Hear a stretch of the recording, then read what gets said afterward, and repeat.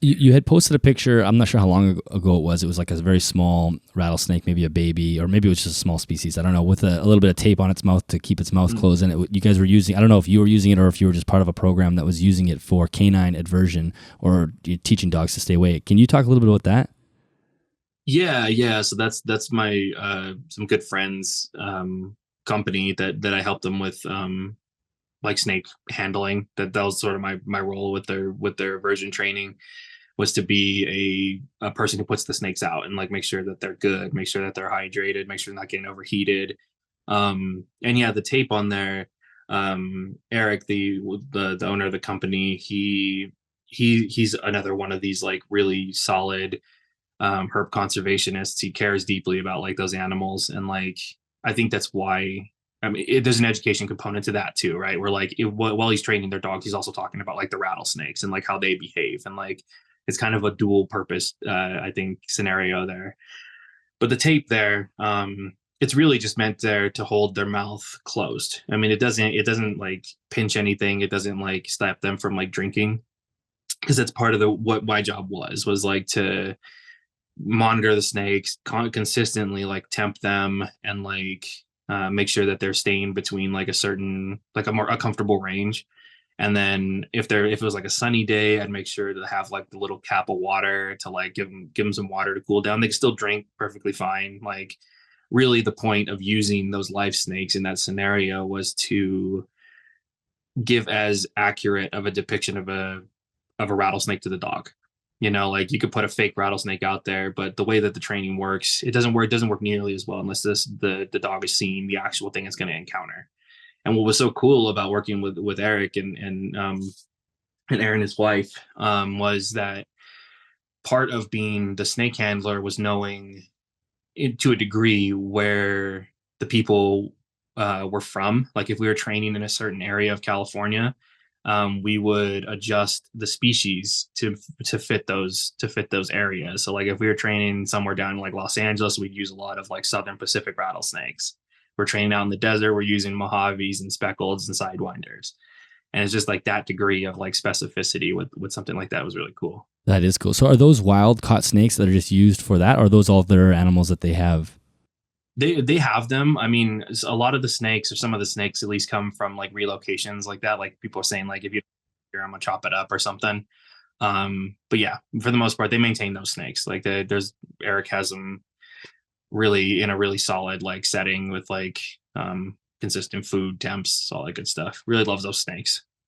And so the goal. So what at the end of the day, what does the dog do? Is the dog just trained to does the dog alert about a snake, or does it just learn to not go near it? Yeah, it learns to not go near it. It wants to like the point is for the dog to not want to be near that thing and not want to have anything to do with it. So yeah, really that's the point of it, is to make sure that the dog, if the dog sees a snake, it wants to go the opposite way and pull the person.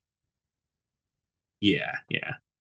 Yeah, that's really interesting. I mean, obviously that would be probably a huge point of conflict. I mean, anybody who's had dogs knows that some dogs will go after anything that moves. So it's probably Yeah. pretty. How do they teach them to be like? How do they actually teach the aversion to the snake? Right. So that's where I think people get a little iffy. I mean, it's not a big deal at all, but when people hear the term like correction collar, Yeah. they automatically associate with like electrocuting the dog. It's not the case here. Eric, for those who are concerned, Eric will even like give them the collar that he uses and like put it on the setting that he's going to use on their dog, and like show them like what it is, Mm. and like really what it comes down to is like, have you ever had those like muscle ache machines that kind of like, they're like Yes. stim machines or whatever, and they kind of Yeah. contract the Tens. muscle? Yeah. Yeah. Tens machines, yeah. Those, that's essentially what it is. I mean, it's causing a muscle movement in the dog's neck, and like that stimulation is startling to the dog because it didn't do it. So that, coupled with the dog trainers paying attention to when the dog is paying attention to the snake and hitting that stimulation, the dog puts it together and says like, it must have been that thing that Mm. did that, and I didn't like that. And like the intensity can vary, and like sometimes he'll go from like a really low, like almost unnoticeable one, to like one where it kind of like does like make the muscle kind of twitch. and then it just builds like that kind of nervousness around the snake, and Yeah. it's so important to make sure that the dog is paying attention to that animal, because you don't want the dog to think that it's you don't want the dog to be averse to like a person with like a remote, or like some stick or something. So the trainers also are all very versed in like how the rattlesnake is behaving, if making sure when the rattlesnake is rattling, like. And I think part of the course is also to like train the dog not only on like visual stimulation or visual what's the word I'm thinking of, visual cues. Yeah. Yeah, like, but also training it on scent. Like there's a balled up like rattlesnake clump of like skins that Eric keeps, and just kind of puts it on top of a stick, and we have to go out there and spray it every now and then to make the smell come out. So they learn to associate that negativity with smell. They learn to associate it with the sound. Eric is like MacGyvered some rattlesnake rattle in a box, and like it's like remotely triggered. So like the dog will go and we'll stuff it in a bush or something out of sight, and when the dog gets near it, we'll hit the rattle, and then it gets the stimulation, and it says, "Oh, rattles are bad too. Smells are bad too. Sight is bad too." And then at the end of it, the dog is kind of like over it, but like really, it does have an effect. Like they avoid those things after. Oh yeah, I have somebody cutting grass right outside my window. Hopefully that's not too loud. Anyway, can you hear that? No. Okay, so maybe it's just coming through my headphones. It's all good. Yeah, I mean, it makes sense. I mean, I know some people are very pro positive training only, but at the same time, like this is probably a one-day thing where it could save your dog's life, or it could save your life too if the dog kind of freaks out, makes a snake get a defensive, and then you get a bite in the leg or something that you didn't see. So it does make sense to minimize any of those conflicts as much as possible.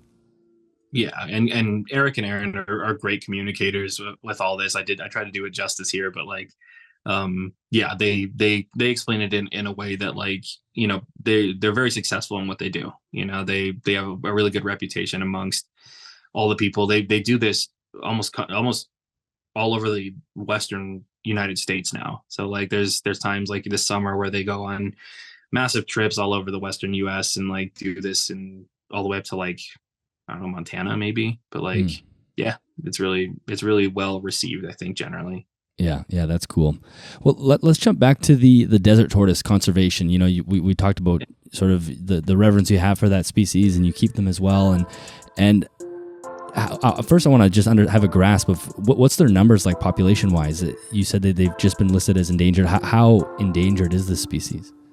So I'm also a tortoise biologist. I mean, that's what I do kind of on my weekends when I don't think I have enough to do. I go and like do tortoise biology work. I'm also a board member on the Desert Tortoise Council, and like